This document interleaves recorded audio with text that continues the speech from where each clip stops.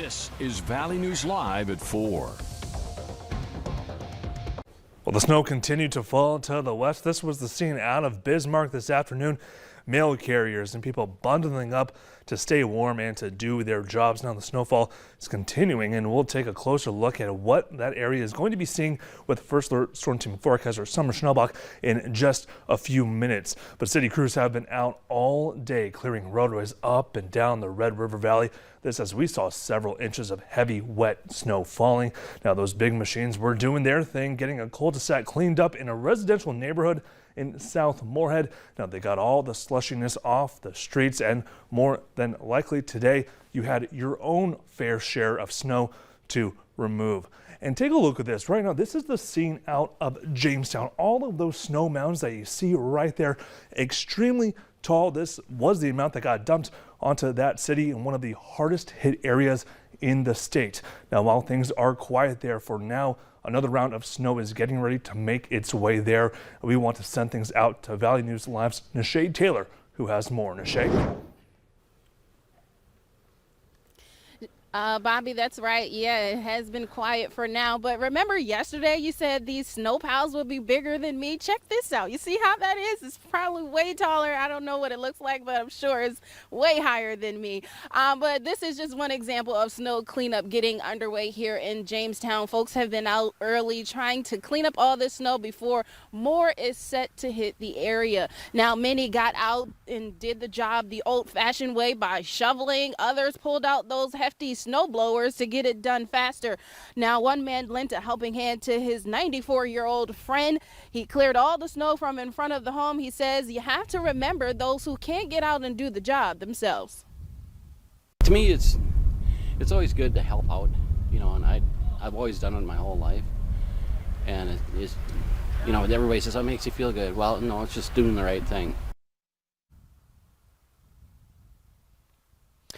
Well, that's right. You just have to do the right thing to help those who are in need. But I'll have much more from those in the area who were out today cleaning up here in their neighborhood, trying to make sure that they're all set and ahead of the game for what's to come later on today. In Jamestown, Nishay Taylor, Valley News Live. All right, Nishay, thank you so much. And yeah, you were right. Those snow mounds are indeed extremely taller than you and could possibly be getting taller over the next few days. Nishay Taylor out with the photographer Davis Wynn.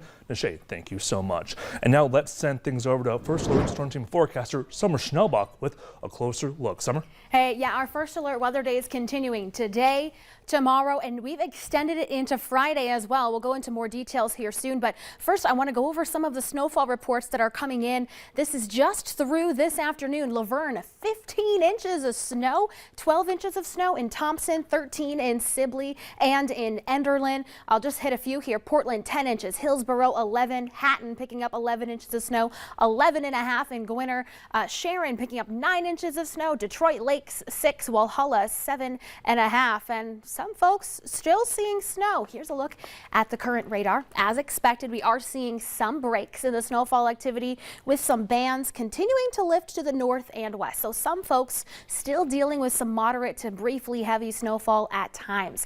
The snow is less intense today. The wind's not quite so strong. So we have a winter weather advisory in place through 6 a.m. tomorrow morning. Tomorrow, expecting a new round 2 of heavy snow, strong winds, and that is going to replace the winter weather advisory with a winter storm warning for the day tomorrow. Blizzard warnings continue in parts of South Dakota and Nebraska. Between now and Friday night, going out a little further here, widespread 3 to 6 inches across the northern valley, northwestern Minnesota, where you see the dark blue. 5 to 9 inches still expected on top of what we've got in the areas in purple, and some folks that are already hard hit down in southeastern North Dakota could see an additional 7 to 12 inches of accumulation. So we're not quite done yet. Round 2 still on the way. It's going to begin tonight, Bobby, and areas of heavy snow still looking likely. I'll have the very latest hour-by-hour forecast here for you all in just a couple of minutes. Yeah, we'll enjoy, I guess, while it is now a little bit clear and calm. Like I said, summer round 2 on its way very, very soon. Thank you so much. We'll talk to you again in a few more minutes. And postal officials are asking for you to keep in mind of their workers' safety and want to remind you to keep mailboxes, steps, and sidewalks clear of snow and ice so letter carriers don't have any snow to walk over. Now, they say that the area should be clear enough to allow mail trucks to approach the box, deliver the mail, and to drive away from the box without danger of the need for backing up. Now, steps should be also kept clear of ice and snow and in good repair so as not to cause injury to the letter carriers or others who would visit your home. And overhangs should be clear and free of snow and ice to avoid injury. And well, last time we know a lot of roads, basically the whole state was kind of shut down for some time. Justin, you're here with a little bit of an update on road conditions. What are we looking at right now? Yeah, last night, 9 and 10, and this morning, the entire state was red, or actually it's that dark purple or blue color. And we had I-94 was closed all the way from Fargo to Dickinson. Now it's a whole different story. You see the no travel advisory area is limited now out again towards Bismarck and Dickinson, where they got that another round today. But here on the eastern side of the state, it's showing up as green, normal. Really, it's probably wet and a little slushy in spots, but the main roads on the southeastern side of the state looking good right now. It does get a little more patchy, a little more snow-covered as you get up towards Grand Forks and out towards Devil's Lake. In Minnesota, looking great. The whole state essentially is described as normal right now until you get out towards Duluth. The North Shore got a lot of snow. And a little bit as you get up towards Grand Forks, out towards Bodette, you might run into some more patchy covered snow roads, especially in the more rural areas. But if you have some place to go, now is the time to do it before we get that next round of snow. Now's a good time. Roads are pretty good as long as you're careful out there. Bobby? Yeah, just like you said, though, it's clear night and day right now, but those roads could be possibly turning red. Things could change. It changed yesterday. It looked like this yesterday at 4 or 5, and by 9 it was red. So we'll see how things change. Got to play it by ear. Justin, thank you so much. Yep. And millions of Americans are expected to hit the skies this holiday season, with officials expecting travel numbers to be at or above what was seen pre-COVID. TSA urges travelers to give yourself extra time, especially if traveling during the peak days, which includes the 2 days before Christmas as well as December 30th. Consider every step of the travel journey. It's not just the TSA line. Think about parking your car, checking your bag, getting to the gate. You don't want to be rushed. You don't want to be stressed, so give yourself enough time. And if you plan on traveling with presents, TSA says don't wrap them and instead suggest carrying them in gift bags so they don't get ruined. On some sad news to report, Stephen Twitch Boss has died at the age of 40. Now, he was most recently known as DJ and co-executive producer of the Ellen DeGeneres Show. Boss initially rose to fame as a contestant on MTV's The Wade Robinson Project before becoming a runner-up on So You Think You Can Dance in 2008 and returning as an all-star and judge. Boss leaves behind his wife and 3 children.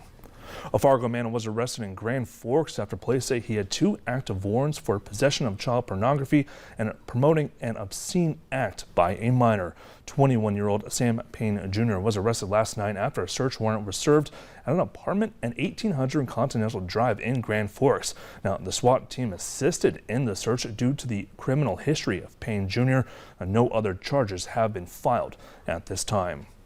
Well, interest rates are going up again, and the Federal Reserve says that it will keep pushing up rates to bring prices down. Michael George has more. Fed Chairman Jerome Powell's fight against inflation appears to be taking on a new strategy. The Federal Reserve is raising a key interest rate by 0.5 percentage point, less than the 3/4 boost in previous months. With today's action, we have raised interest rates by 4.25 percentage points this year. The 7th consecutive hike is designed to cool inflation. A new report shows prices were up 7.1% in November, down from October and the peak of 9.1% in June. But the battle against inflation is making it more expensive to borrow money. The average used car loan rate is 10.2%, up from 7.4% a year ago. And rates on a new credit card have jumped to almost 23%. All these changes in our economy. That's made it difficult for Micah Peterson. He's trying to pay down $30,000 he borrowed to help out a family member. I feel like I'm not able to really make movement in my debt the way that I would like to. The best thing to do as a consumer is to really prepare for these rates to be higher. CBS News business analyst Jill Schlesinger says the Fed will continue raising rates in the new year, but not as much. I think in the months ahead, as the Fed meets, we might see an even smaller increase, maybe 1/4 of a point. While the increases may be less, Powell has signaled he's willing to keep interest rates high well into 2023. We will stay the course until the job is done. For Powell, that means getting inflation down from 7% to just 2%. Michael George, CBS News, New York. Michael, thank you. And snow here not only caused schools and roads to be closed, but it also impacted meals to be given out. Now, Fargo Public School meal basket distribution has been postponed too because of the storm. But don't worry about not being able to get one. The meal basket distribution was originally scheduled for today, but will instead be taking place tomorrow from 9 to 11. Now, some families will come to the district office to pick up their meal baskets, and other baskets will be delivered to families. Each meal basket provides a full meal for a family of 4 with additional food to assist during the time away from school.